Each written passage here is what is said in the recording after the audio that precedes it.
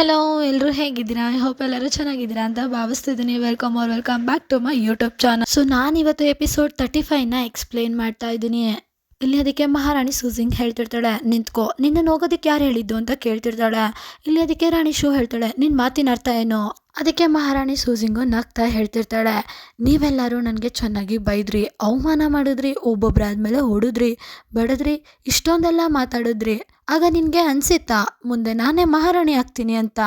ಅದಕ್ಕೆ ರಾಣಿ ಶೂ ಹೇಳ್ತಿರ್ತಾಳೆ, ನಿನ್ನ ಮಾತಿನ ಅರ್ಥ ಏನು? ನೀನು ಏನು ಹೇಳಬೇಕು ಅಂತ ಬರ್ತಿದ್ಯಾ? ಅದಕ್ಕೆ ಮಹಾರಾಣಿ ಶೂಸಿಂಗ್ ಹೇಳ್ತಿರ್ತಾಳೆ, ನನಗೆ ಯಾರ ಹತ್ರನೂ ಜಗಳ ಮಾಡೋದಕ್ಕೆ ಇಷ್ಟ ಇಲ್ಲ, ಆದರೆ ನನ್ನ ತಂಟೆಗೆ ಬಂದವ್ರಿಗೆ ನಾನು ಎದುರ್ಕೊಂಡು ಅವ್ರನ್ನ ಹೋಗ್ಲಿ ಬಿಡು ಅಂತ ಬಿಟ್ಕೊಡೋದು ಇಲ್ಲ. ನನ್ನಲ್ಲಿ ಒಂದು ವಿಶೇಷ ಗುಣ ಇದೆ, ಯಾರಾದರೂ ನನಗೆ ಅವಮಾನ ಮಾಡಿದ್ರೆ ಅದನ್ನ ನಾನು ಯಾವತ್ತೂ ಲೈಫಲ್ಲಿ ಮರೆಯೋದಿಲ್ಲ. ರಾಣಿ ಸೂಸಿಂಗ್ ಅವ್ರ ಸೇವಕಿನ ಕರಿತಿರ್ತಾರೆ ತ್ಯಾಂಗಿ ಅಂತ.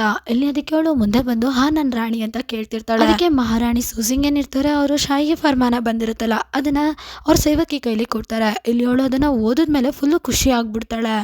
ಇಲ್ಲಿ ಮಹಾರಾಣಿ ಸೂಸಿಂಗ್ ಹೇಳ್ತಿರ್ತಾಳೆ, ಈಗ ಸ್ವಲ್ಪ ಹೊತ್ತಿಗೆ ಮುಂಚೆ ರಾಣಿ ಶೂ ಮತ್ತೆ ಅವ್ರ ಪಕ್ಕದಲ್ಲಿ ನಿಂತಿರೋ ಲೇಡಿ. ಆಗ ಪಟ್ಟಂತ ಮಹಾರಾಣಿ ಸೂಸಿಂಗ್ ಅವ್ರ ಸೇವಕಿ ಹೇಳ್ತಿರ್ತಾಳೆ, ರಾಣಿ ನಿಂಗ್. ಅದಕ್ಕೆ ಮಹಾರಾಣಿ ಸೂಸಿಂಗ್ ನಗ್ತಾ ಹೇಳ್ತಿರ್ತಾರೆ, ಇವರಿಬ್ರು ನನ್ಗೆ ಅವಮಾನ ಮಾಡಿದ್ದಾರೆ, ಆಮೇಲೆ ಬಾಯಿಂದ ಕೆಟ್ಟ ಮಾತುಗಳಲ್ಲೆಲ್ಲ ಬೈತಿದ್ದಾರೆ. ಅದಕ್ಕೆ ಇವ್ರಿಗೆ ಯಾವ ಶಿಕ್ಷೆ ಕೊಡಬೇಕು ಹೇಳು ಅಂತ ಕೇಳ್ತಿರ್ತಾರೆ. ಅದಕ್ಕೆ ಸೂಸಿಂಗ್ ಸೇವಕಿ ಹೇಳ್ತಿರ್ತಾಳೆ, ಮಹಾರಾಣಿಗೆ ಯಾರಾದರೂ ಅವಮಾನ ಮಾಡಿದ್ರೆ 30 ಸತಿ ಕಪಾಳ ಮೋಕ್ಷ, ಆಮೇಲೆ ಅವ್ರ ಪ್ಯಾಲೇಸಲ್ಲಿ ಅವ್ರನ್ನ ಬಂದಿ ಮಾಡಲಾಗುತ್ತೆ. ಅದಕ್ಕೆ ಮಹಾರಾಣಿ ಸೂಸಿಂಗ್ ಹೇಳ್ತಿರ್ತಾಳೆ, ಸರಿ ಹಾಗಾದ್ರೆ 30 ಕಪಾಳ ಮೋಕ್ಷನೇ ಆಗಲಿ, ನೀನು ಇಲ್ಲೇ ನಿಂತ್ಕೊಂಡು ಎಲ್ಲನೂ ಸೂಪರ್ವೈಸ್ ಮಾಡು, ಒಂದೇ ಒಂದು ಕಪಾಳ ಮೋಕ್ಷ ಕಮ್ಮಿ ಆದ್ರೂ ನೀನು ಬಿಡಬೇಡ. ಈ ಮಾತಿಗೆ ಸೂಸಿಂಗ್ ಸೇವಕಿ ಹೇಳ್ತಿರ್ತಾಳೆ, ಸರಿ ಆಯ್ತು ನನ್ನ ರಾಣಿ, ಸೇವಕರೇ ಈಗಲೇ ಬನ್ನಿ. ಇಲ್ಲಿ ಇಬ್ರು ಲೇಡಿ ಸೇವಕಿಯರು ಬಂದು ಅವರಿಬ್ರು ಹೇಳ್ಕೊಂಡು ಹೋಗ್ತಿರ್ತಾರೆ. ಇಲ್ಲಿ ಅದಕ್ಕೆ ರಾಣಿ ಶೂ ಹೇಳ್ತಿರ್ತಾಳೆ, ಬಿಡಿ ನನ್ನನ್ನ ರಾಣಿ ಸೂಸಿಂಗ್, ನಿನ್ನಂತೂ ನಾನು ಸುಮ್ಮನೆ ಬಿಡಲ್ಲ, ರಾಣಿ ಮಹಾರಾಣಿ ಸೂಸಿಂಗ್ ಅಂತೆಲ್ಲ ಕರಿತಿರ್ತಾಳೆ. ಇಲ್ಲಿ ಅವ್ರನ್ನ ಕರ್ಕೊಂಡು ಹೋದ್ಮೇಲೆ ರಾಣಿ ಸೂಸಿಂಗು ಅಂದ್ರೆ ಮಹಾರಾಣಿ ಸೂಸಿಂಗು ಫುಲ್ಲು ಬೇಜಾರಲ್ಲಿ ಅಲ್ಲಿಟ್ಟಿರೋಂಥ ಚೇರ್ ಮೇಲೆ ಕುತ್ಕೋತಿರ್ತಾಳೆ. ಇಲ್ಲಿ ದೇವಂಗು ನಗ್ತಾ ಬರ್ತಿರ್ತಾನೆ, ಮಹಾರಾಣಿ ನೀವಂತೂ ಇವತ್ತು ನಿಮ್ಮ ಶಕ್ತಿನ ತೋರಿಸ್ಬಿಟ್ರಿ.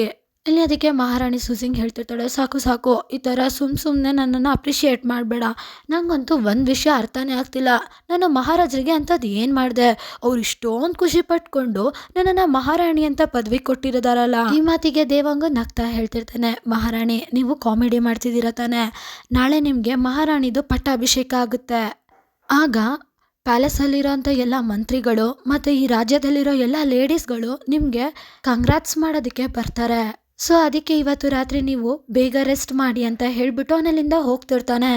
ದೇವಾಂಗಲ್ಲಿಂದ ಹೋದ್ಮೇಲೆ ಮಹಾರಾಣಿ ಸೂಸಿಂಗು ಯೋಚನೆ ಮಾಡ್ತಿರ್ತಾಳೆ, ಏನು ಮಹಾರಾಣಿಯ ಪಟ್ಟಾಭಿಷೇಕನ. ಈಗ ಸೀನ್ ಶಿಫ್ಟ್ ಆಗಿ ಬೆಳಗ್ಗೆಯಿಂದ ರಾತ್ರಿ ಆಗೋದನ್ನ ನಮಗೆ ತೋರಿಸ್ತಾರೆ. ಇಲ್ಲಿ ಮಹಾರಾಣಿ ಸೂಸಿಂಗು ಅವ್ರ ರೂಮಿಗೆ ವಾಪಸ್ ಬರ್ತಿರ್ತಾರೆ. ಆಗ ಅವ್ರ ಸೇವಕಿಗೆ ಹೇಳ್ತಿರ್ತಾರೆ, ತ್ಯಾಂಗಿ ಮೊದಲು ಇದನ್ನೆಲ್ಲ ತೆಗಿ, ನನ್ನ ಕೈಲಂತೂ ಆಗ್ತಿಲ್ಲ, ಯಪ್ಪ ದೇವ್ರೆ.